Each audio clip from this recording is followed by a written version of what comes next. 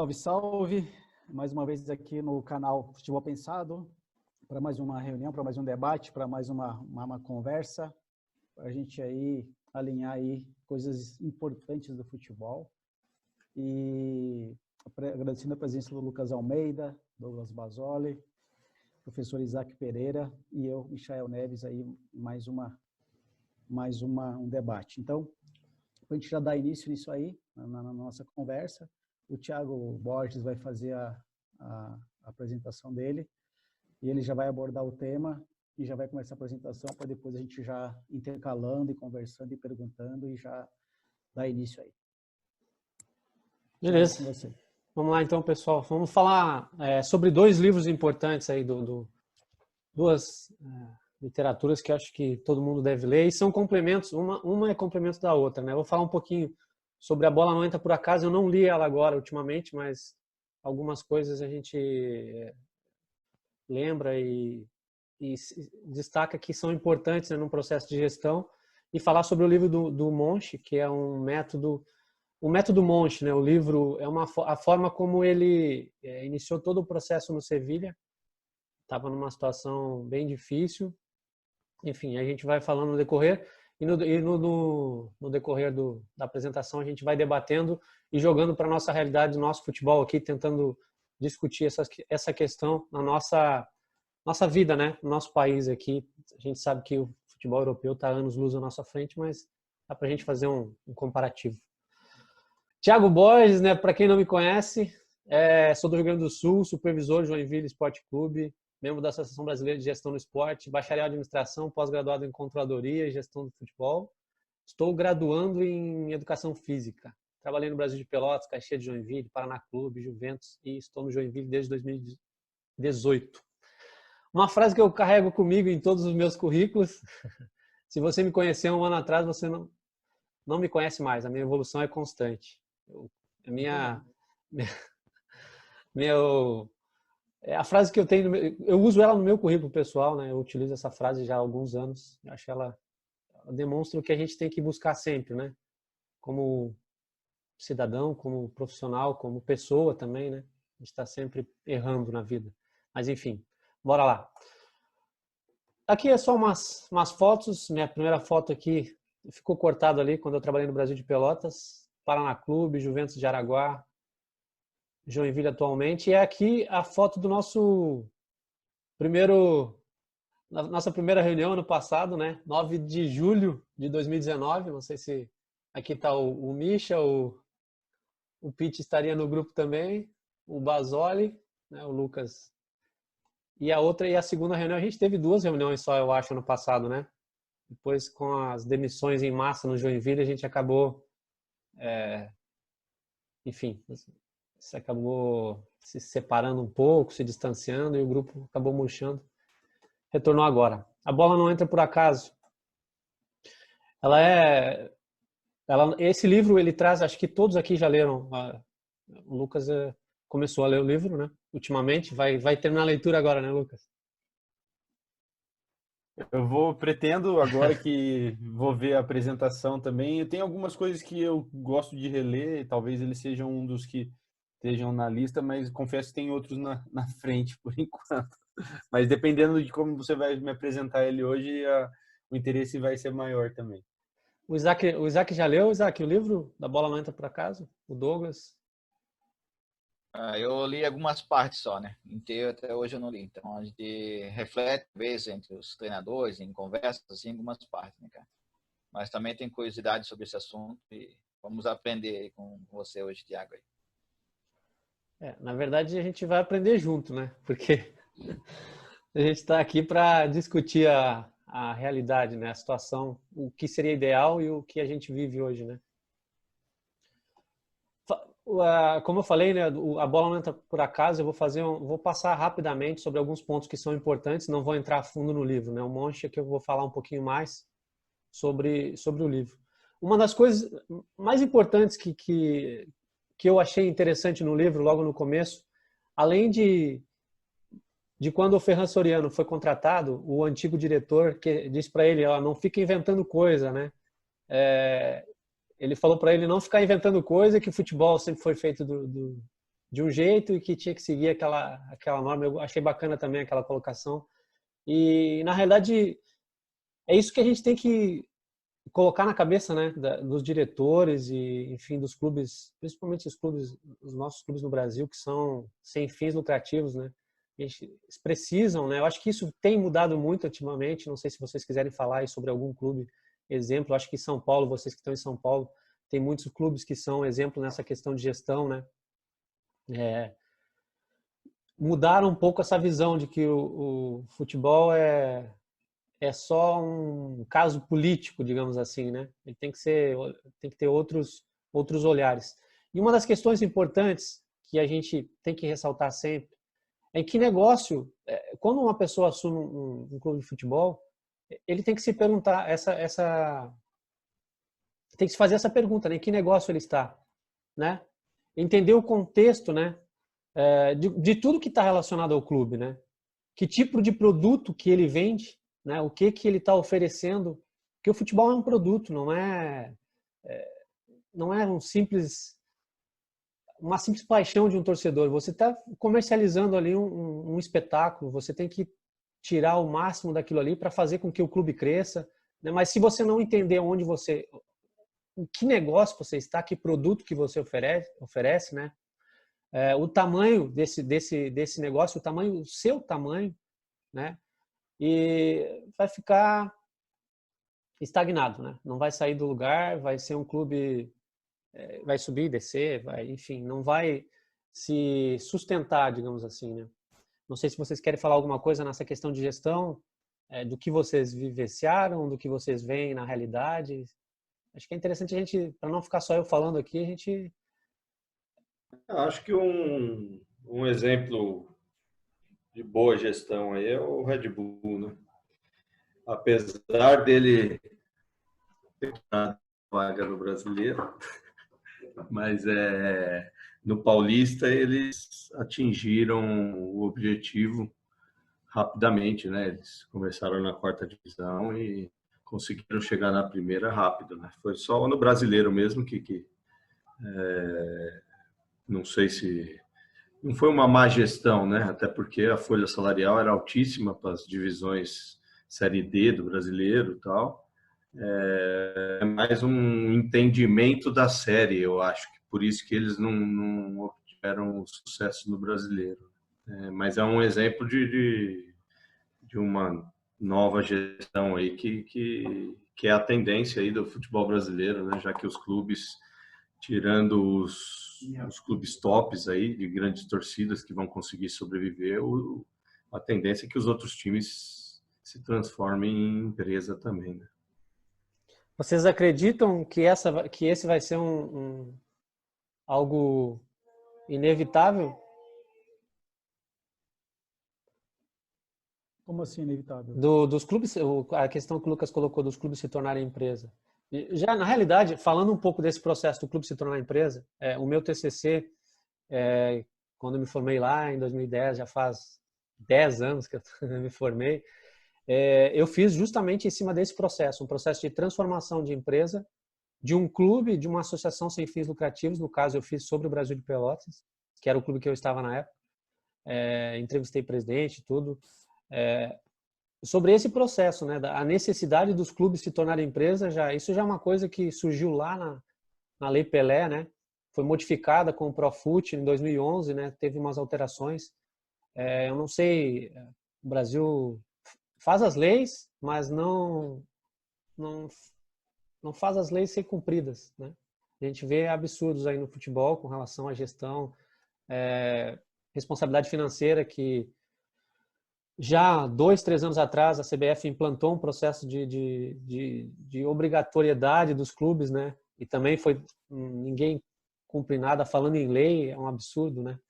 Eu queria fazer um complemento rapidamente. Assim, eu vou falar só rapidamente assim do meu processo. Eu fiz um processo um pouco inverso. Eu me formei em tecnologia, fui trabalhar em empresas corporativas em São Paulo, conheci o mundo corporativo, mas sempre apoiando o futebol. Aí depois eu comecei a entrar no futebol, nas categorias de base, conhecendo, até que eu fui em 2014, ajudei um amigo a coordenar um clube do Sub-20 de Santa Catarina. E ali eu comecei a enxergar como era deficitário a gestão do clube em vários setores.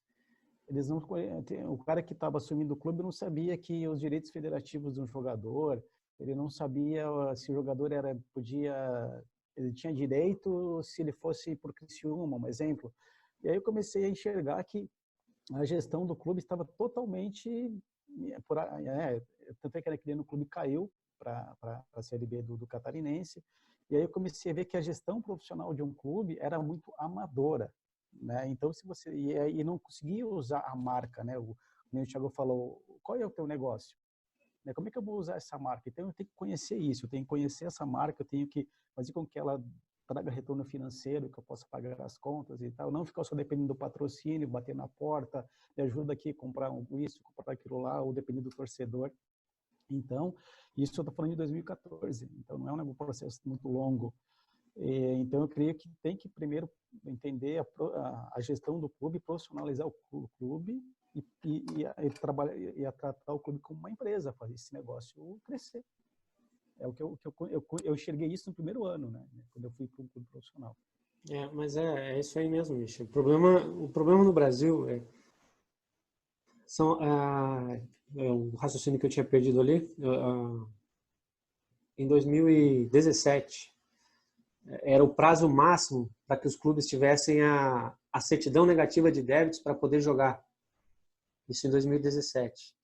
Em setembro de 2017, tudo se preparava para que 2018 ocorresse uma grande transformação no futebol em termos de gestão, porque os clubes que não tivessem a CND não poderiam, a CND, a certidão negativa de débitos, né, que não poderia ter dívida com a União, enfim, teria que ter um certificado de que o clube está ok, né, está dentro da lei, não poderiam jogar em 2018 e simplesmente por uma jogada política, né, não lembro a data precisamente, mas foi meados 19, 18 de setembro, a gente acabou, pelo menos eu digo a gente porque eu sou um defensor da gestão, um defensor da responsabilidade dos clubes com relação a isso, né? Gastar só o que pode, né? No limite que ele tem. E isso, na época, fiquei bem chateado mesmo. Como profissional do futebol, acho que todos nós devemos pensar assim, né? E os clubes, eu sei que muitos clubes sofreriam com isso, mas é um processo necessário, né? Essa questão da responsabilidade dos clubes. Enfim, em 2017 acabaram derrubando o processo que estava andando e voltou tudo como dantes na terra de Abrantes, né? Infelizmente. Continuando falando um pouquinho sobre... Rapidamente, Thiago, eu só queria da bola por acaso, colocar 2 pontos aqui, que faz parte do livro que eu já estou lendo, já estou quase no final, que eu vou trazer uma realidade que eu vivi sim em Santa Catarina, e uma realidade que aconteceu no Barcelona. Eu conheci o falecido Maurinho da Chapecoense, pessoalmente em Chapecó. Ele ainda trabalhava numa empresa durante o dia, ele era supervisor, mas ele via no mundo corporativo, mas foi jogador de futsal. E junto com o falecido Palaoro. E ele me explicou como é que estava sendo a gestão do clube, o que eles faziam, como estão sendo profissionais. Eles tinham um limite de pagamento de salário. Não, Michel, é aquilo que nós vamos pagar e pronto. Ele explicou o que eles faziam quando conversavam com o jogador, a sua abordagem, o profissionalismo que eles estavam tentando colocar no clube, como era a contratação dos jogadores, como eles analisavam todo o perfil de contratação. E na época também eu auxiliei eles a contratar o falecido Bruno Rangel, que estava no Metropolitano, e eu, através de contatos, passei o contato do procurador, e depois deu certo a contratação para a Chapecoense, né? Me agradeceu por ter intervido. Outra situação que eu achei interessante do falecido Maurinho, que ele dava atenção como um profissional. Ele não era aquele diretor que te ligava e já, né? Não, peraí, eu vou ver, tal. Depois, não, Michel, eu estou resolvendo, mas eu vou te dar atenção. Ele dava retorno, ele dava um feedback sim ou não, mas eles tinham um lado profissional que me chamou a atenção. E pegando agora essa questão do livro, quando o Riquelme foi contratado, até coloquei lá, eu achei muito interessante, quando ele foi contratado pelo Barcelona, no Boca Juniors ele já teve algum problema de moradia. Ele gostava muito do bairro onde ele ficava, ele gostava dos amigos dele, do churrasco do final de semana, e para ir até o campo do Boca Juniors era 30 km. E ele teve algumas dificuldades, né, de adaptação nesse sentido. E aí, quando ele ganhou a receita, ganhou dinheiro, ele comprou uma casa no bairro dele, uma casa boa, e ia de carro, né? Porque ele se sentia feliz com aquilo. E quando ele foi para o Barcelona, a dificuldade de adaptação dele foi muito grande. Foi assim que ele não conseguiu render. Então, às vezes, o pessoal entende, o Riquelme jogava bem no Boca, mas não rendia lá no Barcelona. Por quê? Não é que ele é um mau jogador, mas a adaptação dele foi terrível.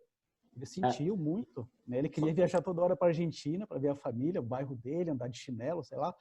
E isso os caras não ponderam na hora de contratar, né? Então, isso também eu achei muito, essa gestão eu achei muito interessante quando foi colocado no livro. E o livro do Monchi também fala isso, Mich.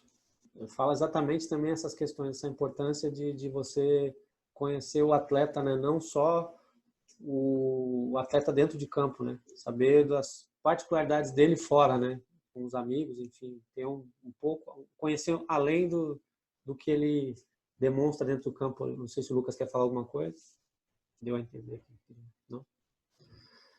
Aqui, continuando ainda na bola não entra por acaso, né? É importante você saber quanto você investe, né? Quanto você gasta anualmente, né? Você ter o conhecimento financeiro do clube, né? Saber todos os pormenores, né? O que vai entrar, quanto você vai poder investir em alguma coisa, quanto você vai gastar em outra coisa, enfim, essas coisas são fundamentais. E apesar da CBF ter instituído um processo nos clubes da Série A e Série B, a obrigatoriedade de fazer essa previsão de gastos, o que a gente vê na Europa, o que houve, Isaac?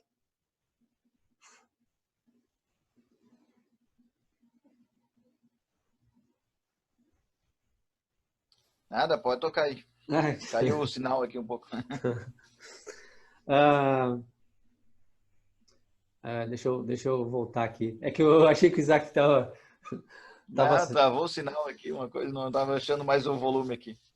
Não, é que você estava falando lá do gasto, né? Que o clube tem Exato. planejamento, a Exato. CBF estava... Exato, a CBF também instituiu isso, mas ela não cobra isso. A gente vê nitidamente que ela não cobra isso, porque os clubes fazem teoricamente, eles apresentam, isso não é público, né? A gente não tem conhecimento. Teoricamente, eles enviam para a CBF esse documento, mas a gente percebe nitidamente que os clubes da Série A e Série B não cumprem isso, porque constantemente a gente vê atraso de salário, né? Quem não vê toda semana, né? O fulano, o clube A está devendo 2 meses, clube B não paga, enfim. Essa é uma triste realidade do nosso futebol, né? Que não é levada a sério, digamos assim, né? E uma das coisas que também o livro do Monchi e da bola não entra por acaso mencionam também a importância de manter a consciência do que você planejou, né? Você não mudar o teu foco, o teu objetivo, a tua programação, o que foi pensado com relação à instituição, processo de contratação, enfim, tudo que envolve, né, o futebol. Aqui só coloquei algumas questões com relação à cadeia de valor, que são os jogadores, as competições, os clubes, né, os patrocinadores, TV e mídia. O Misha até acho que quer fazer alguma colocação com relação ao processo de inovação, né, Misha, que você estava mencionando. Tá desligado o microfone. É que eu também li essa parte, achei muito interessante que eles contaram a história do Cristóvão Colombo e como que ele foi fazer toda a sua expedição, né? E aí deixou claro que tem que inovar e tem que correr riscos também. Mas tem que ser riscos calculados, né? E às vezes alguns clubes correm risco, mas eles não calculam e fazem com que esse risco prejudique o clube. E nesse tema que eles colocaram ali sobre a expedição do Cristóvão, eles colocaram a expedição, os detalhes importantes, e depois traduziram isso para o futebol. E foi bem interessante, se você conseguir analisar isso e levar a inovação, né, de uma forma correta, até tem aqui anotado aqui, que eu achei interessante, que eu vou ler. Bom, então, assim, só voltando rapidamente aqui, só para... sobre a inovação, que tá no livro, que eu achei interessante essa colocação e levar para o futebol, que o que não é a inovação? Não é inventar, criatividade, criar novos produtos, ser o primeiro, certeza e provas. E o que é a inovação? Descobrir um novo olhar, encontrar novas necessidades, ser o primeiro a chegar, irrigação e pistas. né? Só que no livro isso é interessante ler para não dar, né? Depois ele traduz isso e aí você vai abrindo como se fosse abrindo um mundo assim na sua frente, né? Mas isso eu vejo que só funciona, pegando até alguns exemplos, se você tiver profissionais e o clube está disposto a fazer isso. Senão não adianta você falar de inovação, falar de um monte de palavra legal e não vai acontecer nada. Aí falando um pouquinho mais sobre a questão da cadeia de valor, né? Os clubes não sabem o negócio que eles estão, não sabem quem são os concorrentes deles. Para vocês, assim, jogando uma pergunta aqui, com relação a clubes, vocês acham que o futsal é concorrente do futebol? É o teu concorrente de mercado? Não. Eu acho que não. Você acha também, então, Michel? Também acho que não. Também não. O Lucas acho que quer falar, desculpa, só vou voltar nessa pergunta aqui, ó. A única é que assim, que nem eu entendo agora, e pensando do lado do cara que vai colocar o dinheiro, é lógico que se ele pôr na balança onde que vai ter mais visibilidade, ele vai optar para quem está no melhor momento. Agora, se os dois estiverem em pé de igualdade, eu acredito que não tenha competição, e eu acho que às vezes o futebol até, por exemplo, se o time da cidade tivesse numa divisão ou a nível nacional, que seja na D ou então com um desempenho bom, eu acho que o futebol acabaria tendo um apelo melhor, entendeu? Tipo assim, acabaria levando vantagem sobre o futsal. Mas assim, mas eu entendi sobre a questão, só que nem o Douglas falou, cara, região. Eu falo por uma cidade perto da minha ali.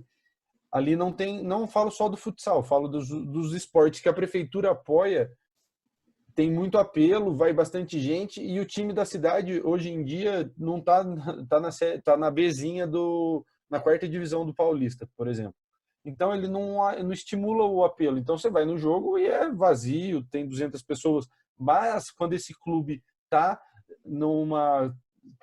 por exemplo, tá bem na Bzinha, vamos dizer assim, que nem tem apelo de TV nem nada, ele consegue atrair público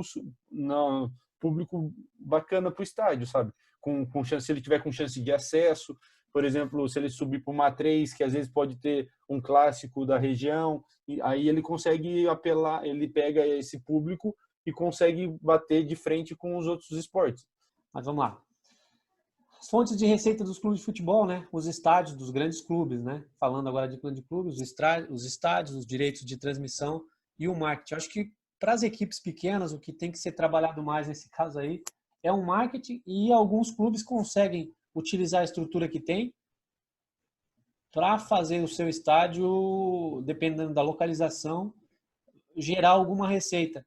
A gente vê muitos estádios que acabam ficando, não diria largados, mas poderiam ser utilizados, né, em clubes pequenos, poderiam ser utilizados de outra forma, e a gente não vê isso.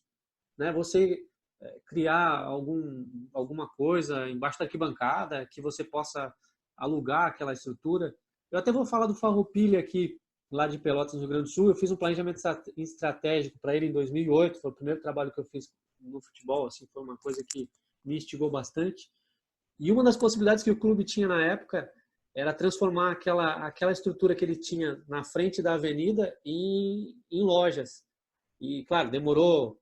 Eu fiz o planejamento, o clube não colocou em prática, né? Mas passou um tempo, um rapaz que assumiu lá pegou o documento que eu tinha feito e colocou algumas coisas em prática. E eu achei bacana. Eu voltei a Pelotas uns 2 anos atrás e não sei se ele utilizou o documento, né, como base ou, enfim, foi ideia dele, mas ele até me procurou na época para ele queria, eu quero conversar sobre o documento que você fez e tal. E eu achei bem bacana que o clube transformou a frente do estádio, que não tinha nada atuando, transformou onde era vestiário, fez umas lojinhas e estava alugando. Achei bem bacana a atitude do clube, né? Um clube pequeno da 3ª divisão do Rio Grande do Sul, até subiu em 2017, ele subiu para a 2ª, mas caiu. Em 2018 ele subiu para a 2ª, mas ano passado caiu novamente para a 3ª do Rio Grande do Sul. Imagina, Pelotas, a metade de Joinville, como exemplo, com 3 times profissionais. Pensa a dificuldade né, do Farroupilha se manter, né? E em Pelotas eu posso falar bem, porque a cidade economicamente ela não é forte, mas os clubes, a rivalidade tornou os clubes fortes, porque o torcedor, eu acho que às vezes aqui em Joinville falta isso, um clube que instigue o torcedor, que faça o troço pegar fogo. Eu acho que isso falta em algumas cidades. Aqui em Joinville, isso eu posso falar abertamente, eu acho que falta isso, falta um rival para fazer a cidade pegar fogo. O que em Pelotas, eu lembro quando eu estava no Brasil e antes, quando eu era torcedor de arquibancada, as dificuldades que os clubes tinham lá para se manter, mas estavam lá firme. Ah, se o Pelotas fez uma coisa, o Brasil vai fazer também. E isso ia instigando um ao outro e era sempre aquela coisa, o meu clube é melhor que o teu, o clube está na segunda do estadual, passando toda a dificuldade, mas é melhor que o outro que está na Copa Sul Minas na época, porque é a minha paixão. E os caras... E isso motivava os diretores também a fazer os clubes crescerem. E olha o Brasil hoje, o Brasil, a torcida que tinha que estar numa Série B nacional, no mínimo, a torcida que tem. O Brasil tem torcedor no país inteiro. E o Pelotas não fica atrás, o Pelotas é um clube que tem que estar numa divisão melhor nacional. Que não seja esse ano, né? Porque a gente, teoricamente, vai jogar contra eles na Série D e que eles fiquem na Série D. Mas, enfim, vamos lá. Uma coisa importante que a gente já falou no início, né? Adotar padrões, né? Que possam estar de acordo com a realidade do clube, né? Isso a gente até já falou anteriormente ali, que os clubes a gente não vê isso, né? Dos nossos clubes nacionais, Série A e B. Tiago, eu vou comentar um negócio do salário, porque surgiu uma discussão hoje no grupo e foi até o Carlos Amadeu comentou um negócio que foi interessante. Porque o atleta hoje, ele está seguro, né? Vamos dizer, num cenário aí de CLT 60% e 40% de imagem, né? Isso. E aí, no grupo, foi discutido porque o treinador hoje não está seguro com nada. E aí você é contratado pelo clube, o clube o que quer? Quer colocar o máximo na imagem e pouco no CLT, né? Talvez fuja um pouco do assunto, mas entra nessa parte de gestão. E aí, eu não sei.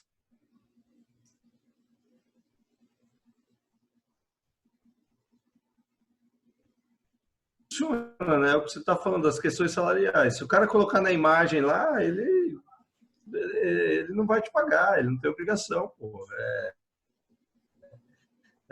Teoricamente, né? Vamos dizer assim, né? A grosso modo.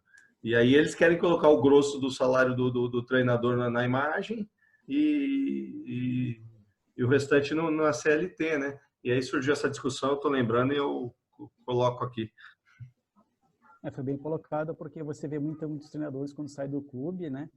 É uma coisa que eu fiquei me perguntando. Pô, o cara saiu do clube, ficou 4 meses empregado, mas o cara tá lá numa boa, tá andando... Porque ele tá recebendo do clube ainda, ou tem dinheiro para receber, porque foi aquilo que o Douglas falou. De repente ele acordou lá que ele vai receber tantos, né? E o clube não pode pagar na saída, não, tô te devendo. E só que isso também, na questão de aposentadoria, direitos, tudo isso reflete, né? Isso aí realmente faz o cara repensar. Muitos treinadores têm dinheiro para receber até hoje, né? De clube, né? Estão lutando para receber. Na verdade, Douglas, eu acho que o treinador, eu não sei se legalmente entra na questão imagem, tá? Na verdade, Thiago, eu estou comentando porque os tops entram assim, cara. Não, você está falando... Eles até comentaram. Não, estou falando dos tops. A discussão aqui foi dos tops, né? Mas é uma coisa curiosa, né? Porque assim, eles se sentem desprotegidos, porque o atleta está protegido hoje e o treinador não está. Então, foi isso que foi debatido. Mas é claro, os clubes com uma realidade mais baixa não tem isso, Thiago. O Douglas está querendo o direito de imagem do Maicujo. E uma coisa importante... É verdade. Falando de essa questão de treinador, o jogador ele também está seguro com relação ao salário, né? Independente um exemplo. Vamos aqui, se os clubes parassem o futebol esse ano, todos, independente de qualquer coisa, os clubes teriam que pagar até o final do contrato. Porque o atleta, com a alteração da lei em 2011, a Profut, o atleta ele tem direito a 100% do que ele tem direito a receber ainda. Então, o atleta ele está bem seguro, né, com relação às leis. Agora, o treinador... tinha uma lei tramitando com relação ao treinador, algumas questões bem importantes, mas acho que ela acabou não indo para frente.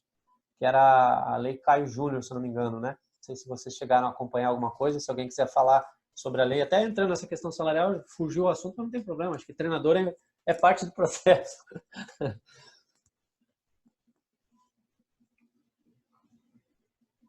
Tá desligado aí, Douglas. Tá desligado, Douglas. Microfone. Desculpa.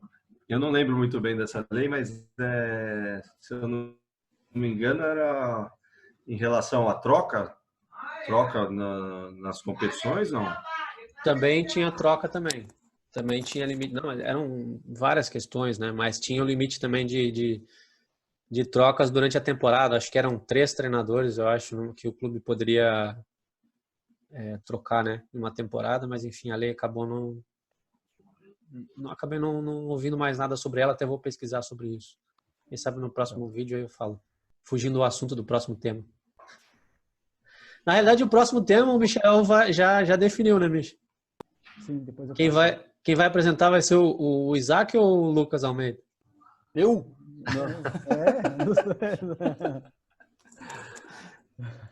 Calma, gente, vamos com calma aí, calma. E agora vamos falar do tema principal, então, que é o Monchi. Quer dizer, que deveria ser o tema principal. Na verdade, eu peguei o livro da Bola Não Entra Por Acaso só pelo fato de que os dois se complementam. Aí eu só peguei algumas coisas só para a gente... para tentar associar um ao outro e para instigar as pessoas a lerem os 2 livros. O do Monchi, eu não sei se tem... Acho que não tem em português ainda, mas é bem fácil ler espanhol. É mais fácil do que comer rapadura. E...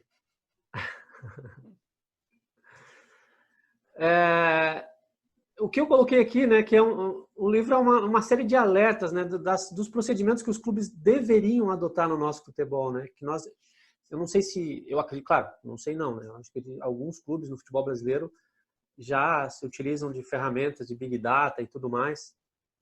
O Lucas, que está em São Paulo, aí pode falar alguma coisa sobre isso, tem mais contato com os analistas de São Paulo, né, que é o centro do país em termos do futebol, né, não foge.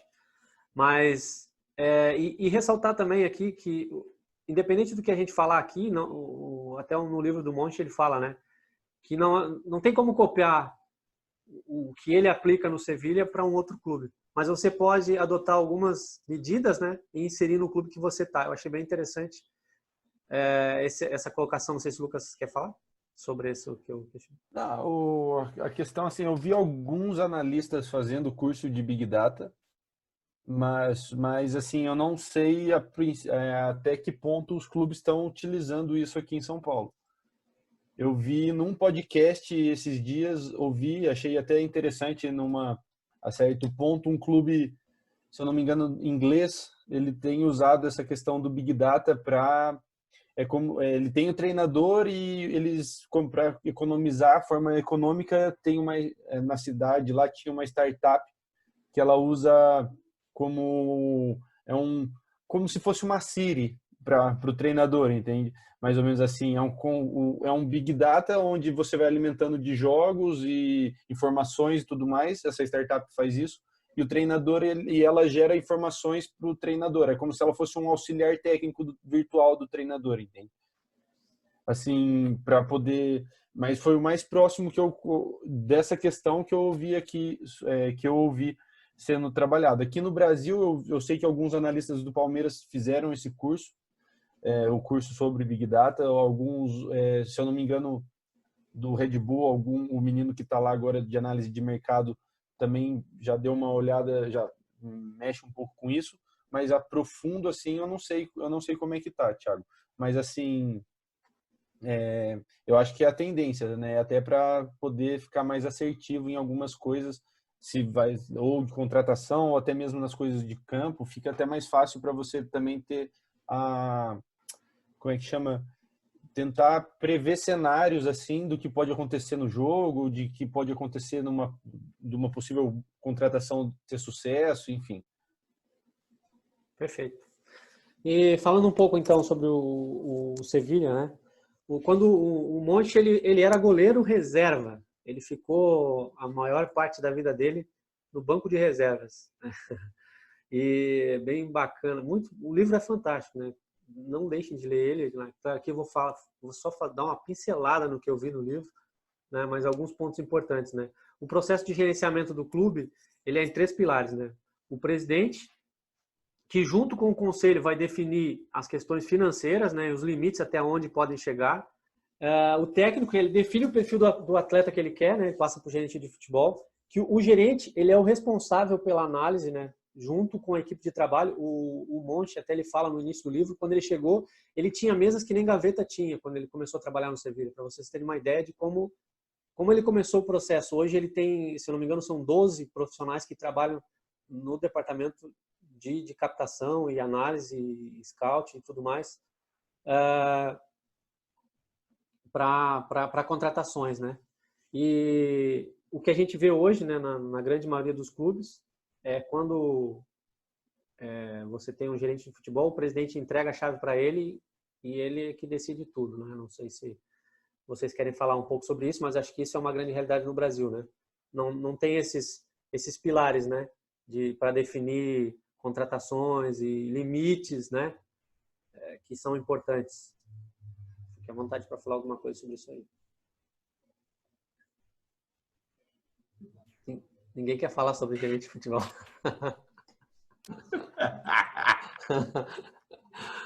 Eu vou falar. Como é que você falou lá no livro aí? É presidente? É o presidente, técnico? Né, que junto com o conselho administrativo, ele vai definir os limites financeiros.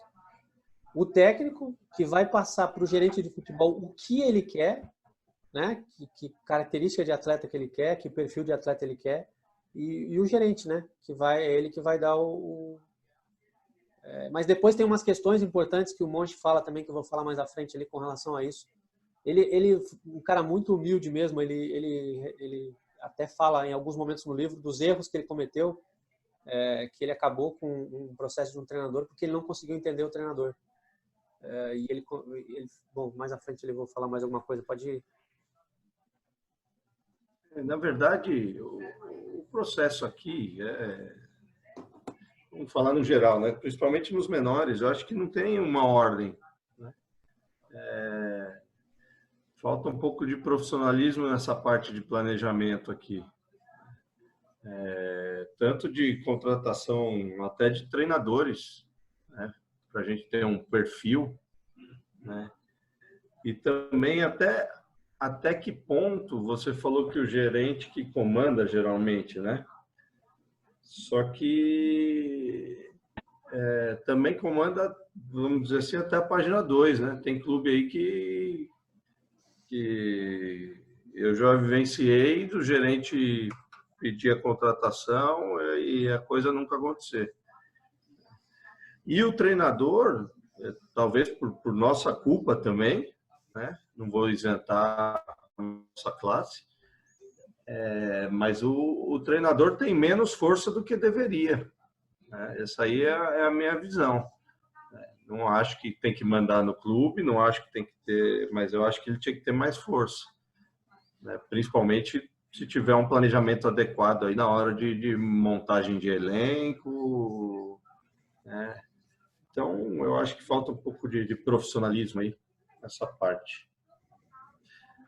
Se alguém quiser falar mais alguma coisa aí.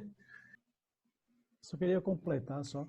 Eu creio que assim, acho que já vivenciei algumas coisas também. Eu acho que você tem que segmentar e planejar e dizer o que cada um vai fazer, né? O presidente, como o Thiago falou, o cara vai fazer a função lá de fazer planejamento, de ver o que vai gastar. O treinador, junto com a comissão dele, definir o elenco e entregar para o diretor e falar, cara, vamos contratar esses caras aqui.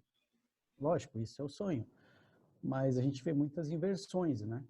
Às vezes o presidente está contratando, o gerente está do lado, o treinador não fica sabendo, de repente o cara chegou na segunda-feira, não, mas eu pedi esse jogador, não, mas isso aqui está chegando agora, quer dizer, estou dando exemplos, não estou citando nomes, nada, é o que a gente vê na mídia, o que a mídia apresenta para nós, né? E aqui a gente vê no dia a dia de alguns clubes. Então eu creio que isso tem que ser revisto e repensado. Falando dos pilares, né, para o sucesso desse trabalho, né, o Monte também fala, quando ele chegou não funcionava assim, né, uma direção única, né, o clube não tinha uma direção única de trabalho, cada um ficava puxando para um lado, né, não tinha aquela sincronia de trabalho entre a equipe, né, o planejamento do trabalho, evitar a improvisação, ter um objetivo, né, revisar o trabalho constantemente e um grupo de trabalho, né, uma equipe de trabalho, pessoas de confiança que ele possa delegar e que seja, né, pode de olhos fechados, ele sabe que o trabalho vai ser bem feito.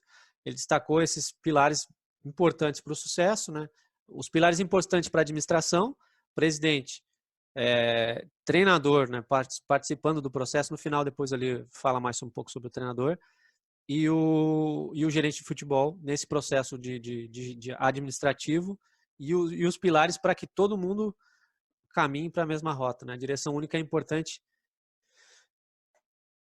e a gente não vê isso em todos os clubes no Brasil, né? Eu vou falar do trabalho que eu fiz no Brasil de Pelotas em 2009 a 2011. A gente não tinha...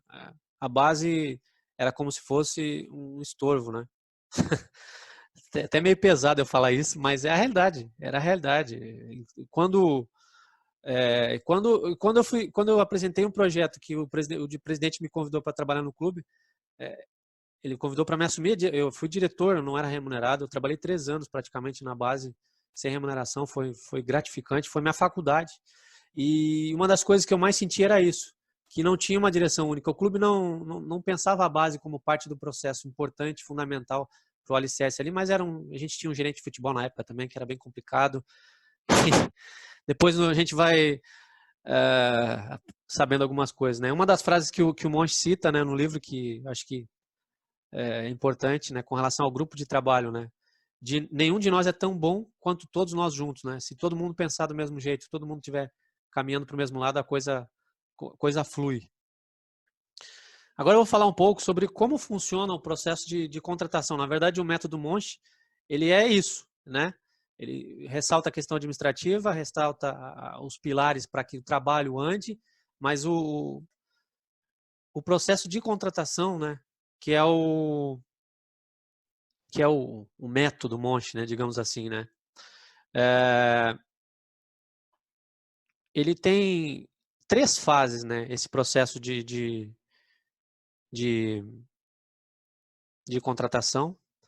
A primeira fase, ela dura em torno de 6 meses, né? Isso aí, agora a gente pode até tentar jogar para a nossa realidade, se a gente conseguiria fazer isso no Brasil, em algum clube de uma divisão menor. Opa, desculpa, acabei passando. O processo macro de contratação, durante 6 meses, os profissionais que ele tem no Scout, né, na captação do Big Data também, ele tem uma equipe que trabalha em cima disso.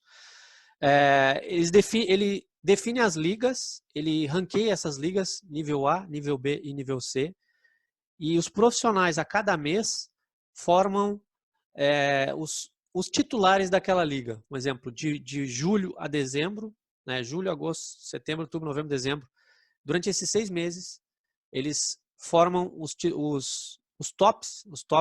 top 11 de cada liga. Um exemplo, Série A italiana, como a gente está falando do Sevilha, vamos falar né, Premier League, Campeonato Brasileiro, Campeonato Argentino, Campeonato da Série A italiana, a Série A da Espanha também, enfim, a gente vai ranqueando, né? A gente poderia fazer isso também na nossa realidade, um clube da A2 de São Paulo. Vocês acham que a gente conseguiria fazer isso? Um processo macro para esse processo, para essa captação? Claro, não com a quantidade tecnológica que o Sevilha tem, né? A gente sabe que a capacidade de informação que eles têm é gigantesca. Mas eu acho que isso é viável, né, de se fazer em um clube pequeno, né? É só a gente querer realmente, né? O que vocês acham com relação a isso? A criação em um clube, um processo macro para contratação para a temporada seguinte, ou vocês acham que isso no Brasil seria utopia? Não sei se eu me fiz Thiago, entender. Não sei se eu fiz entender como funciona. Fez sim, fez sim. Fez sim. Eu não vou falar que é impossível, né, cara? Porque não dá pra gente não acreditar. Mas vai depender muito do que a gente acabou de falar aqui, que é gestão, cara. O cara tem que estar preparado, o cara tem que entender, o cara tem que acreditar. E aí, por exemplo, você falou de clubes da A2 do Paulista. Clubes da A2 do Paulista aqui são time grandes, cara. Tem time com muita estrutura boa aqui, cara. Tem time bem estruturado.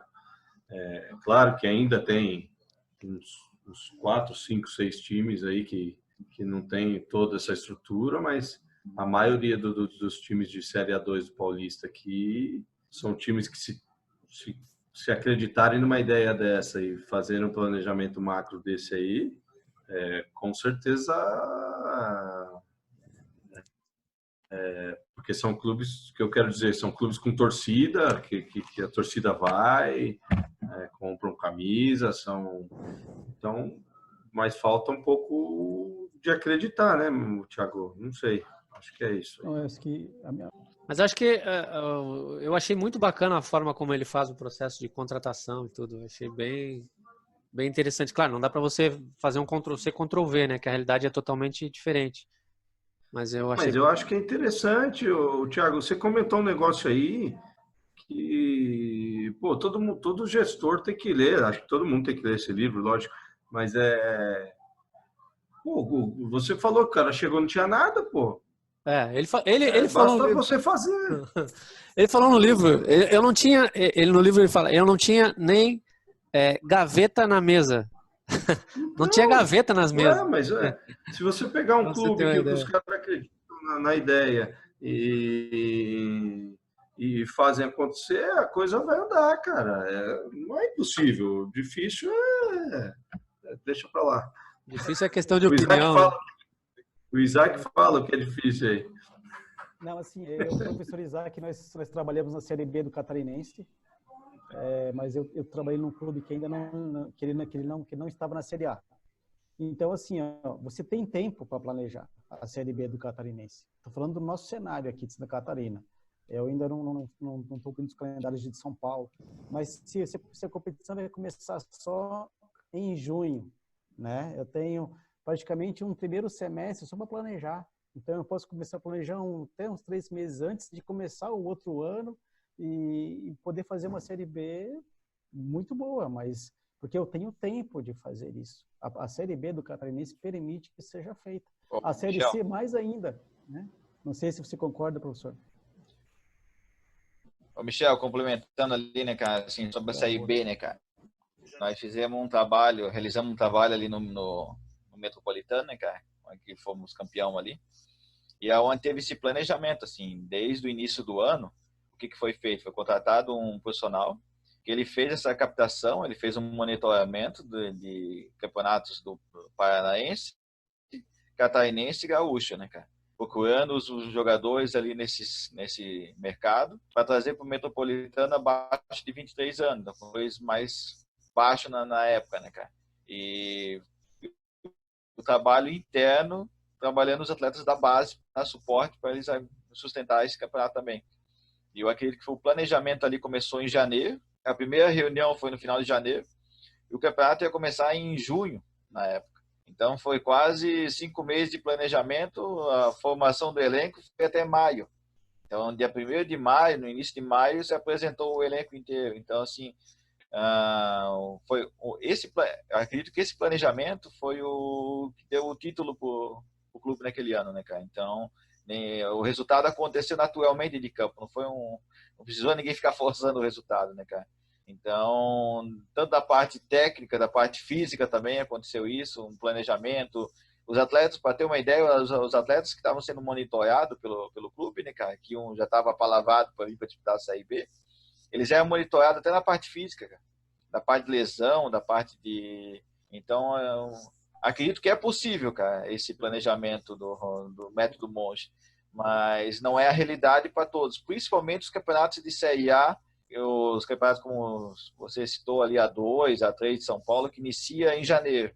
Esse campeonato é muito difícil, né, cara? Então, o tempo de planejamento é curto, né, cara? Mas é assim, ó, o processo, ele é um processo contínuo, né, Isaac? Não só durante uma temporada, um exemplo. Claro, aí que entra a questão da bola não entra por acaso, né? Você ter meta, você ter objetivo, você ter uma rota a seguir, né? É que, por exemplo, assim, vamos dar um exemplo aí do Metropolitano, que o Isaac trabalhou Não, justamente nessa gestão. Aí, assim, vamos imaginar, daí o Metropolitano subiu. Só que daí o planejamento da Série A já não foi igual ao da Série B, não é, mas, professor? Teve algum problema? mas aí é que tá, Misha. É essa engrenagem que tem que andar. Por exemplo, Então, ele se só que preparou, ele Você se preparou para a segunda constante, né? exatamente. Ele se preparou para a segunda divisão. Ótimo, e maravilha, foi pô, bem, show de e deu bola. certo. Fantástico Pô, o que o Isaac falou, pô. Viu o campeonato A, B, C. Só que ali, quando iniciou a segunda divisão, ele tinha que ter uma equipe de trabalho já pensando no ano seguinte. Já está formando né? o planejamento. Não o planejamento da temporada seguinte, Por assim, pensando eles tinham que esperar acontecer para no depois, melhor. agora vamos começar. É como se começasse tudo de novo, né? Exatamente, mas tem que sempre pensar no melhor cenário, né? Aí, assim, eles subiram, daí começa tudo de novo. E nesse começa, pode ser que dê errado, né? É. Então, esse que... Aí, depois Mas desse. eu acho que daí, assim, ó, Michel, eu acho que nem é tanto a parte de planejamento, acho que a parte financeira de uma competição para outra, a diferença é muito grande, principalmente em Santa Catarina. Então, hoje, um elenco de Série B, o orçamento de um campeão da Série B não se compara com quem vai brigar ali pelo rebaixamento na Série A, né, cara? Então, eu acho que o próprio orçamento, a parte de orçamento, a diferença é muito grande entre as duas divisões, né, cara? Então, vamos colocar uma realidade para São Paulo, vamos dizer, uma diferença de orçamento para uma Série A, A1, uma A2, A3, a diferença é grande também, né, cara? Então, eu acho que nem é tanto só o planejamento, acho que também o orçamento também pesa bastante nessa situação. Também. Eu concordo com relação a essa questão do orçamento, mas eu reforço. Isso tem que ser um processo contínuo. É isso que a gente não isso que os clubes não entendem, né? A importância de você ter um departamento de análise, o Lucas que trabalha na análise direto aí, focado nisso, né? Não só uma pessoa, né, Lucas? Uma pessoa só também não dá conta. Isso aí, por exemplo, o Monchi, quando começou, ele tinha um braço direito dele, né? Uhum. Na realidade, ele só tinha uma pessoa, né, para apoio. Hoje ele tem mais de, agora não me fala mais, são 12 ou 14 pessoas que trabalham nesse departamento que faz essa engrenagem andar todo ano, né? Em cima da questão da parte da análise, como que eu vejo? Em clube pequeno, cara, menor, a gente tem pouca influência nisso, tá? Na questão até porque quando, por exemplo, eu sou sozinho, então a gente acaba gastando mais, tendo mais trabalho para olhar adversário, olhar a equipe, corrigir aquilo que a gente está fazendo, do que necessariamente montar em cima de contratação. O que eu costumo fazer para ficar mais fácil para um ano seguinte, por exemplo, esse ano eu estava no Primavera, eu tinha os jogadores que me chamavam a atenção, né? Fazia os jogadores que me agradavam nas equipes adversárias. Eu tinha uma lista com o nome deles, tenho, né, na verdade, alguns recortes de alguns lances e vídeos para melhorar isso para o ano seguinte, para caso a gente vá disputar ou para o segundo semestre, por exemplo, que a gente jogaria a Copa São Paulo, alguns jogadores que até o próprio grupo que gere o clube poderia ter interesse de depois fazer alguma coisa com eles em outro lugar, porém assim, se não, o ideal seria ter na minha visão de mundo ideal, assim, seria geralmente ter alguém mais para isso, porque o volume, porque você conseguiria olhar outras competições, outros mercados, outros estados, e até às vezes você conseguiria um atleta vamos dizer, mais barato do que aqui em São Paulo para trazer para sua equipe em outro lugar que seria bom também e poderia agregar valor depois para ele ser vendido para outro lugar. E só que a gente vive uma situação de que geralmente é muito pouco. E hoje, e vendo assim, eu nem sei se muitos clubes, até com estrutura, hoje em dia ainda acredito que aqui, tanto no estado quanto no Brasil em si, não tenham essa função, sabe? E essa política de contratação ainda passa muito por aqueles pilares que você estava falando e que você comentou, de pilar de presidente, treinador e gestor. Eu acho que às vezes tem clubes que usam esses pilares, talvez o presidente fale tenha a opinião dele junto com o treinador e com o gerente de futebol. Porém, tem clubes que passam por cima disso também, que é o presidente que traz, é o empresário que indicou, e assim, a gente, por exemplo, eu vivi uma situação esse ano que, falando um pouco da parte de treinador, um pouquinho, mas o cara foi demitido no intervalo do jogo. O treinador foi demitido do banco de reservas no intervalo do jogo, porque o presidente queria que ele colocasse um jogador que ele tinha contratado e coisa e tal, e ele falou que não, ia jogar aquele. O treinador falou, então você está demitido, trancou ele no vestiário e pronto, sabe? Então, assim, acho que E eu estava no campo, eu vi a situação e tudo mais, enfim. Eu acho que não, são coisas que só o futebol de divisões menores do Brasil te oportuniza, sabe? Eu não vou citar nome, mas eu conheço o treinador, cara. Você conhece quem foi o fenômeno que fez também, né? Assim, não deve ter trabalhado com ele, mas o cara tem história já nessa Bzinha do Paulista, A2, até a 3 também, enfim. Mas assim, eu acho primordial ter uma análise de mercado. Eu acho que assim faz o clube ter mais assertividade naquilo que faz e até de diminuir erro com o atleta, porque geralmente você vai contratar um cara que você, vamos dizer, se você não, porque ele foi bem em tal lugar, mas você não teve uma análise pormenorizada, um trabalho melhor em cima daquilo, você pode pegar e dar um tiro e errar e gastar dinheiro à toa, perder uma ficha, porque querendo ou não, você contrata um cara e aquilo lá ocupa lugar nas suas inscrições para competição. Eu acho que planejar, ter essa visão macro, ter todo um aparato que não seja 12, que nem o Monte tem, mas que seja pelo menos mais alguém junto com você para fazer isso, é o cenário mais ideal, assim, eu acredito. Não sei se eu fugi muito daquilo que vocês estão falando, não, porque deu uma caída aqui, mas... Não, acho que é isso aí mesmo. E depois dessa primeira fase que eles fazem lá no Sevilha, ele tem 6 meses que eles fazem cada mês a seleção dos campeonatos, dividindo o campeonato nível A, nível B e nível C.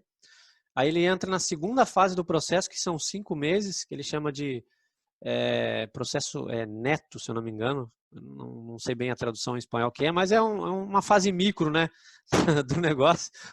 Vamos aportuguesar aqui para ficar mais fácil. Que aí já é uma coisa mais fechada, né? Ela é num período de 5 meses. No final desse processo, eles inserem o treinador, né? Desses 6 meses iniciais, eles tiram ali 11, 12, 13 jogadores por posição e iniciam um processo minucioso, né? Desses jogadores, vendo partidas como quando ele joga em casa, quando ele joga fora, quando é um clássico, quando o adversário é mais forte, se ele atua em seleção, enfim, é um processo incrível como eles fazem isso, né? E eles não, o analista que faz, que não é o mesmo que fez a primeira parte do processo. Um exemplo, tem um analista que viu um jogador porque eu estou falando analista, né? Na realidade, eu não sei qual a denominação desses profissionais, porque eu não lembro se no livro ele citou isso. Mas ele só cita em profissionais que trabalham no setor de scout. E nessa primeira fase, um exemplo, o responsável pela Premier League, ele não vai ver os jogadores, na segunda fase, ele não vai ver aqueles jogadores que ele selecionou. E também não vai repetir, quem for ver aqueles jogadores não vai repetir a mesma competição. E eu acho que esse é um processo importante para que a coisa seja bem minuciosa, né? Aí depois vem a fase mais final.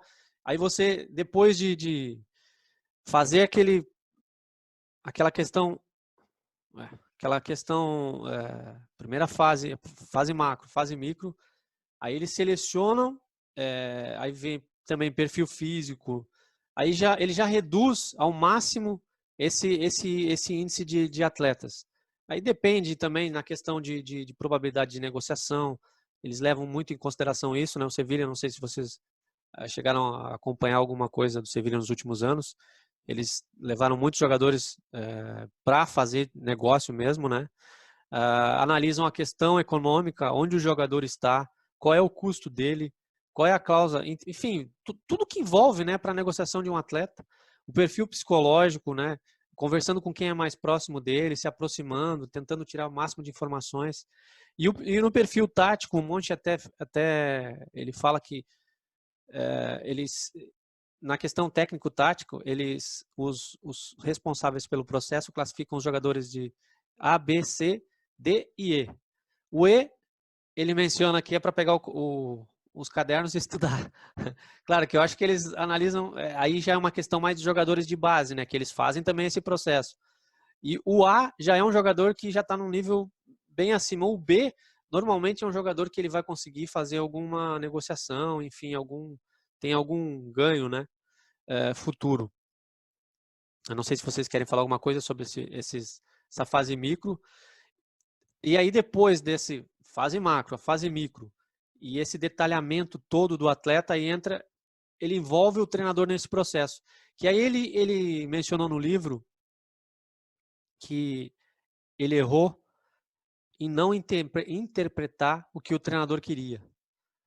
E ele fala no livro um processo de que para ouvir o treinador mais do que às vezes a decisão dele.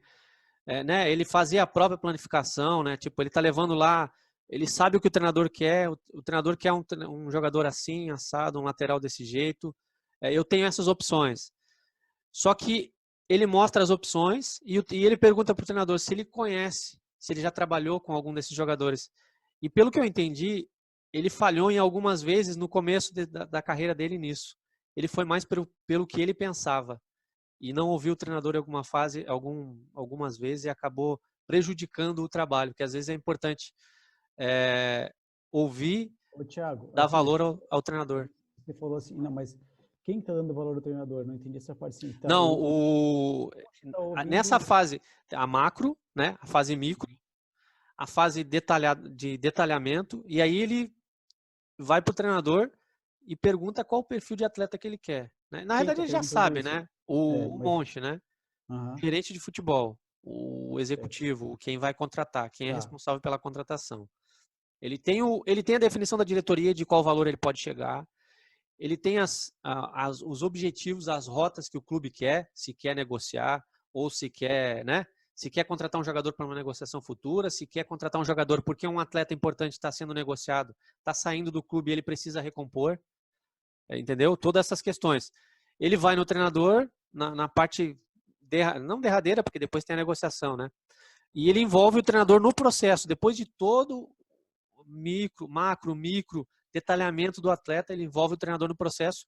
E aí ele né, coloca o treinador na jogada para que o treinador participe do processo. E aí que eu falei que eu acho que ele cometeu alguns erros nessa questão de não ter dado atenção ao treinador em alguns momentos. O Douglas ia falar alguma coisa? Tiago, eu acho que o que você falou aí, o Lucas, até pegando um pouco do que o Lucas colocou, o difícil aqui eu acho que o planejamento existe, cara. Assim, a gente vai ter isso aqui para gastar. E isso aí é colocado no início da temporada. Assim, talvez a gente consiga mais, vamos dizer assim. Mas hoje o planejamento é esse aqui. vamos trazer dentro disso aqui. Só que aí começa a competição, tomou 3 cacetadas, já saiu do planejamento. Já saiu, é isso que acontece. Aí o cara já vai contratar um cara, já vai mandar embora o treinador, Mas já o vai, Douglas, infelizmente... Mas aí, Pode falar, Lucas. rapidinho, Thiago, mas assim, eu entendo quando você fala, pensando pela parte de planejamento, o que você falou aí, eu acho que é uma coisa muito, o planejamento como é feito na maioria dos lugares, pelo menos que eu já ouvi falar, e enfim, é assim, é isso que eu tenho para gastar e contrata. Não tem um perfil do atleta, não sabe qual vai ser o atleta que vai chegar. Tipo assim, tem uns que falam assim, eu quero um goleiro mais velho porque é mais experiente. Não quero o goleiro, tem que ser trazer 2 goleiros bons e daí o terceiro pode ser mais aquilo. Mas assim, tipo, não, daí o zagueiro, tem esse, mas não tem um perfil definido, se quer um zagueiro que mais rebata, se quer um zagueiro que saia jogando. Tipo, então, assim, por isso que daí chega na terceira rodada, toma 3 tacas e contrata qualquer coisa, sabe? Tipo, quero um atacante que faz gol. O problema é ele tá tomando gol, tá perdendo. Então, quero um zagueiro bom. Mas daí, e fica assim, não tem um... Por isso que às vezes acontece isso, sabe? Tipo, eles não têm um planejamento pormenorizado do que deve ser feito. Eu acredito que fica uma coisa muito... vai lá, eu tenho 100 mil para gastar, é 100 mil para gastar, velho. O resto é, foda-se. Tipo, mais ou menos assim, sabe? E pelo que dá para ver, pelo que o Thiago tem passado, lá não, lá é uma coisa bem sistematizada para tentar diminuir erro. Eu acho que muito de clube que gasta demais e perde muito dinheiro é por causa disso também. Não tem um planejamento bem estruturado, seja ele grande ou pequeno, de acordo com as suas, de acordo com o seu tamanho, do seu orçamento e tudo mais. Se tem uma coisa delineada, uma coisa mais traçada, assim, você consegue seguir, entendeu? Você consegue, você diminui seus erros, teoricamente, aonde eu imagino. é isso mesmo, Lucas. Na realidade, tudo que a gente fala é planejamento, né? Por isso que o livro da Bola Não Entra Por Acaso é o complemento desse, porque os 2 livros, parece que um livro seguiu o outro ali, né? Mas o livro da Bola Não Entra... Os 2 processos acho que ocorreram mais ou menos na mesma época, né? A chegada do Monchi e depois...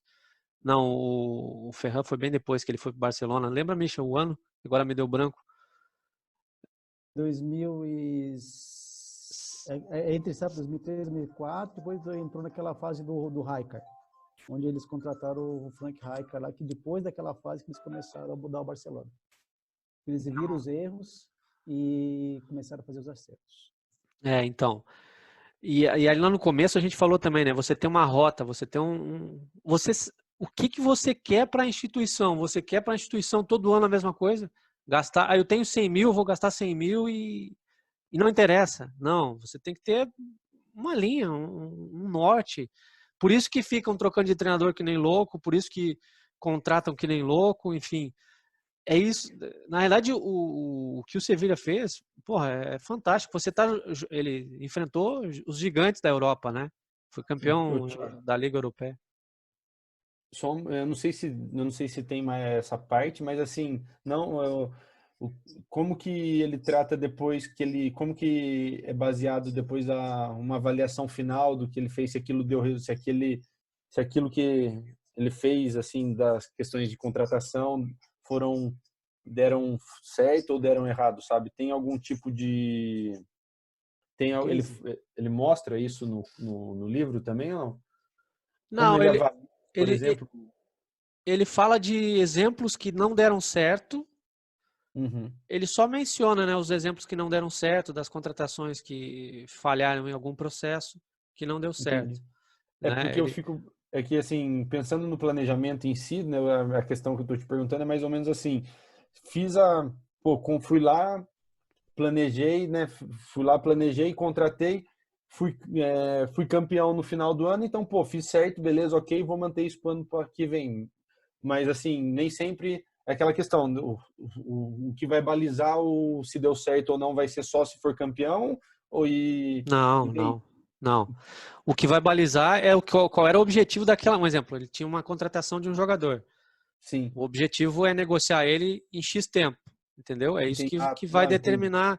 Ou um jogador vai substituir o fulano, o jogador A vai substituir o jogador B. Ele tem que render ou melhor, né? Ou tem que estar no nível do atleta que tinha ali. Esse é o balizamento máximo, digamos assim, né? Que não, eu entendi. É que na hora que você falou uma frase falando assim, será que é isso que eu quero mesmo? Tipo, e não estou falando em questão só do livro, não. Eu falo até para o nosso cenário que, tipo, como, por exemplo, você traz para nossa para divisão ou para que a gente tá e tudo mais. Às vezes o cara vai lá, um time que está em primeiro, terminou em primeiro, então deu certo. Ele, aquele gestor é foda, ele planejou bem e às vezes nem é isso, sabe? Às vezes foi a Deus dará e juntou lá o cara aqui, o cara dali e deu certo na contratação. Não teve um planejamento, mas então a gente e assim baliza, e que daí eu vejo que é muito pobre a gente achar que só porque foi campeão tá certo ou assim os caras montaram a melhor equipe e a gente que não chegou, que não conseguiu classificar para a segunda fase e tal, teve vamos dizer, planejou certinho, mas o rendimento, o resultado em si em campo não apareceu, mas talvez aquilo que a gente planejou teve um rendimento bom, entende? A gente conseguiu, mesmo não classificando, fazer um atleta ir para outra equipe e coisa e tal, entende? Entendi a sua colocação. Eu acho que também, dentro do que o Lucas falou rapidamente, assim, a engrenagem do Sevilha está funcionando, o planejamento está funcionando, está tudo funcionando. Ele só acho que quer dizer assim, o que não se deve fazer. Onde que ele errou para que você também não o faça, né? Então, eu creio que é muito isso, porque lá está tudo funcionando já. Tudo funciona, né? Porque às vezes não vem um campeonato, não é campeão, mas o que eles estão planejando está acontecendo. A negociação de jogador, o planejamento. Então, eles não estão errando. Eles só não querem que faça isso. Não faz isso porque eu fiz e deu errado. Creio que entra nisso também, né? Mas isso que você falou é pura realidade. Mas às vezes o cara foi campeão lá que o Lucas falou, achou que aquele ali é o método certo, vamos lá, no outro dia tudo errado. Desculpa. É uma realidade. Essa é a maior verdade, né, Lucas? É o errado sendo certo no futebol, né? O cara paga. Não, mas tem coisas mais correto, assim, que eles não têm como balizar. Se a gente usa só um tipo de coisa para analisar, sabe? Tipo, foi campeão, então quer dizer que, por exemplo, vamos supor assim, o Noroeste, que está em primeiro na nossa divisão, com ganhando tudo, quer dizer que eles contrataram, fizeram a melhor contratação e tudo mais e tal. Tipo, o melhor método deles é contratar tal cara, contratar outro, talvez não seja. Sabe? Então, tipo assim, como que eles balizam isso, sabe? E é complicado essas coisas, sabe? Como que eu vou analisar que aquilo deu certo? Por isso que eu acho que tem o Monte fala, e o Thiago explicou bem, que eu acho que tem que ficar bem claro que, assim, eu quero... o objetivo, vamos dizer, do Primavera é contratar esses atletas com esse perfil para fazer tal coisa com eles. Se eu conseguir fazer tal coisa com eles sendo campeão, bem, amém, beleza, ok. Se eu conseguir fazer tal coisa com meus atletas, mesmo não passando para a segunda fase ou não entrando entre os 8, enfim, também tá bem, entendeu? Porque o meu objetivo foi cumprido. Eu não precisei, vamos dizer assim, eu não fui campeão, que também todo mundo quer ser, mas eu consegui dentro do meu planejamento cumprir o meu planejamento. E tem hora que fica parecendo que assim, como eu falei e em cima daquilo que você tinha colocado do orçamento, parece que muitas vezes campeão, beleza, ok, vamos lá, o Michel falou, vamos lá, é esse cara aí, vamos seguir o que eles fizeram ano retrasado para a gente ter acesso, tal. Aí entra aquela mística que tem que ter treinador que já teve acesso também para poder subir. Então, se a gente não souber avaliar bem aquilo que a gente está fazendo e ter um caminho certo, de nada serve aquilo que a gente está fazendo, cara. Tipo... Não, perfeita colocação, Lucas. O que eu quis dizer mais é que você, pelo que o Thiago falou, assim, é muito nítido o processo que vem por trás. E aí é um processo que eles minimizam o erro ao máximo, né? É muito nítido isso. Então, tipo, não é que eles não erram. Eles erram. Mas vamos dizer assim, é uma porcentagem de erro menor, né? Por quê? Porque tem todo um processo que é seguido à risca, né? E acredito que, pô, a ideia é maravilhosa. Se a gente conseguir seguir a risca um projeto, perfeito. Só que eu acho que a dificuldade maior aqui no nosso país não é só a financeira, né, dentro dos clubes menores. Eu acredito que é ter esse processo, e se tem esse processo, é segui-lo, né? Eu acho que a maior dificuldade é manter esse processo durante... não está dando certo, mas, pô, teve isso aqui, vamos manter o processo. E aí eu não estou nem falando de demissão de treinador, nada. Estou falando do que eles planejaram. Daí reformula se não deu certo, né? Mas será que assim, o problema do processo não o problema às vezes não é nem como o processo foi montado, mas é as pessoas que montaram o processo às vezes não sabem avaliar o processo e daí acha que o processo está errado, entende? Ou então a gente monta um processo ou então a gente quer alguma coisa que abrace todo mundo, cara. E assim, o que eu tava até falei com o Luiz ontem lá no clube, Douglas, e eu falei, e assim, o que às vezes os clubes que eu vejo é assim, a gente quer ter o jogador, a gente quer ter um jogador de todos os perfis possíveis, mas e assim, a gente quer abraçar todo mundo e a gente acaba não abraçando ninguém. Eu acredito que assim, se você traça um caminho, que nem o Thiago falou aí, que eles erram, mas eles erram em cima daquilo de um caminho já traçado, então assim, eles vão errar menos. Eles vão deixar o jeito que eles vão acertar mais, acredito eu nisso. E assim, vamos dizer, eles têm um perfil do atleta que eles querem. Então é aquilo, cara, se aparecer um outro atleta que bom, só que não se encaixa no perfil, talvez eles vão descartar esse atleta porque não faz parte do perfil. Aí, vamos dizer, é um risco que eles correm. Só que assim, eles têm um caminho, eles têm um norte para onde eles vão seguir. E às vezes aqui que eu vejo assim, meu norte é esse, certo? Mas beleza, putz, mas tem um carinha ali, ó, mas tem aquele, daí vou lá naquele ali, daí já desvia um pouco muito, daí você vai desviando e daí na hora que você vê, você já tá, tipo, mano, cheio de caminho e não consegue dar um sentido para aquilo. E outra, a gente não... Esse é o problema. É isso mesmo, Lucas. E eu coloco como treinador uma coisa que eu falei para você, que eu falei na live nossa do grupo, eu falo isso porque eu acho assim, faz parte nossa saber avaliar aquilo que a gente está fazendo. E muitas vezes a gente quer fazer, a gente faz aqui, a gente dá o treino, a gente faz alguma coisa, a gente contrata alguém, só que a gente não sabe, a gente tem a dificuldade de analisar se aquilo deu certo realmente ou não deu certo, e a gente baliza por muito pouco. Então, eu acho que se a gente souber avaliar melhor aquilo que a gente está fazendo, eu acho que o grau da gente acertar e da gente ter uma noção melhor do que aquilo que a gente está fazendo, se a gente souber avaliar, vai ficar mais claro. E também, para a gente saber avaliar melhor, os caminhos têm que estar bem alinhados, porque senão a gente não sabe por onde a gente avalia e como que a gente vai tirar parâmetro se aquilo está certo ou não. Lucas, a gente só não pode esquecer que o processo vem de cima para baixo. Mas isso você está falando de Brasil, né? A gente está falando de um mundo ideal no Brasil. Isso. Não, sim. Mas eu acho que o problema maior é isso, porque a gente pode ter um planejamento, a gente tem um budget aí de gasto, a gente tem tudo no início da competição. O Thiago pode falar com mais propriedade, o Michael também, o Isaac também, pela experiência que ele tem, mas o problema é o durante o caminho, a caminhada, não é o iníio. Mas aí é que tá, Douglas. E qual que quando você muda a rota, é porque você não tem rota. Quando você iniciou uma rota, você mudou porque você não tinha rota. Eu aposto no fulano assim, eu confio nele, eu acredito que ele está no perfil da minha equipe.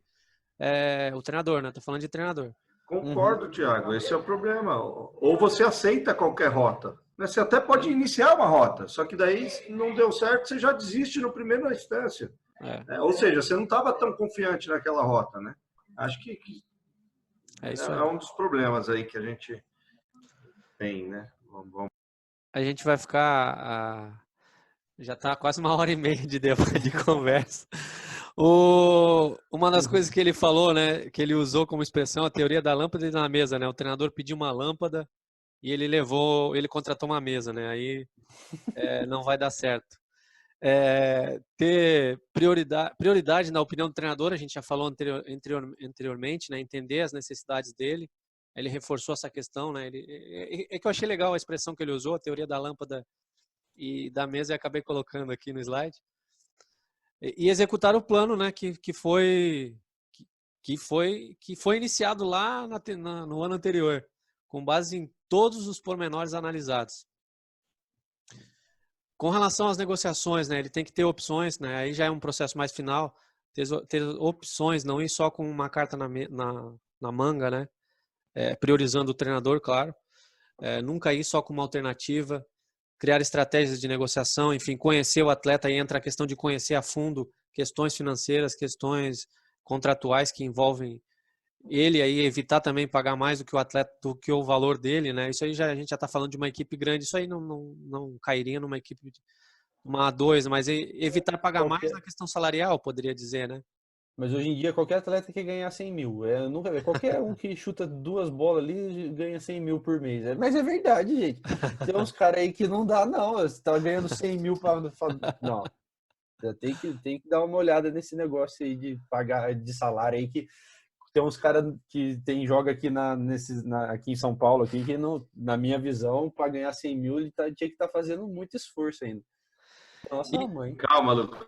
Não, tá. Calma, Lucas. Agora me exaltei. Para finalizar aqui, mais 3. Ele gosta do número 3, um monte, né? 3 regrinhas básicas, né? Mudar o eu por nós e o meu pelo nosso, né?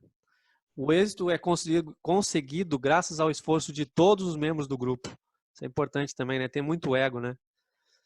E devemos agradecer publicamente qualquer contribuição, por menos que seja e por menos evidente. Todas têm valor, né?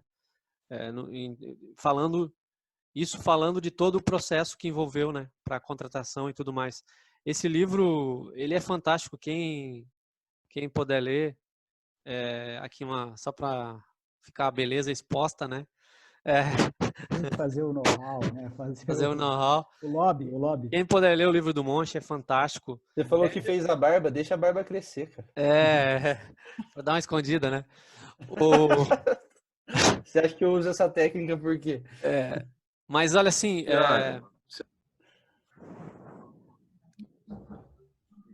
pode falar, Douglas. Não, você já está com o livro na mão ali no meio do campo? Já tô com o livro. O livro, ele é fantástico. Eu só tentei passar um pouco do que ele passa, né? De como é o processo no Sevilha. É bem mais detalhado. Ele conta no livro sobre os erros que aconteceram, contratações erradas, decisões que foram tomadas muito... um exemplo, teve um jogador que saiu no último dia de janela. Agora eu não vou lembrar o nome do atleta, porque eu já estava lendo o livro espanhol, já é difícil de entender o livro. E aí ter que lembrar o nome do atleta agora vai me matar.